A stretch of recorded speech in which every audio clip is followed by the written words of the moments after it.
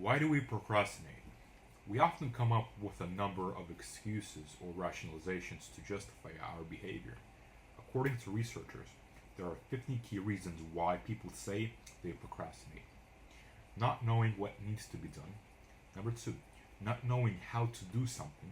Number three, not wanting to do something, not caring if it gets done or not caring when something gets done, not feeling in the mood to do it, being in the habit of waiting until the last minute, believing that you work better under pressure, thinking that you can finish it at the last minute, lacking the initiative to get started, forgetting, blaming sickness or poor health, waiting for the right moment, needing time to think about the task, delaying one task in favor of working on another.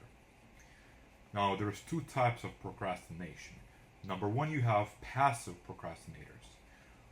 These are people who delay the task because they have trouble making decisions and acting on them. And number two, there are active procrastinators. These are people who delay the task purposely because working under pressure allows them to feel challenged and motivated.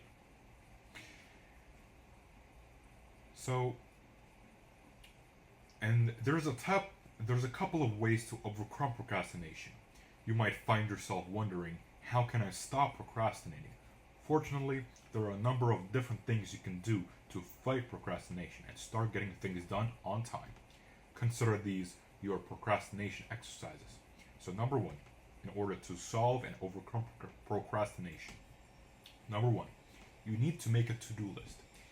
A to-do list helps you keep track, considering placing a due date next to each item. Number two, you take baby steps. You break down the items on your list into small, manageable steps so that your tasks don't seem so overwhelming. Number three, recognize the warning signs. Pay attention to any thoughts of procrastination and do your best to resist the urge.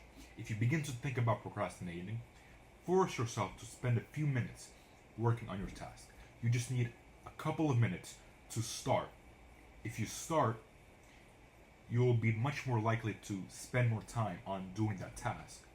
But if you look at your task as spending an hour on it, you are much more likely to procrastinate. So resist the urge. Number four, eliminate any distractions.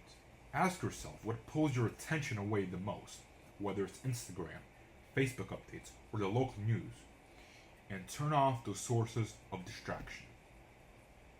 And number four, and the final one, pat yourself on the back. When you finish an item on your to-do list on time, congratulate yourself and move on to the next.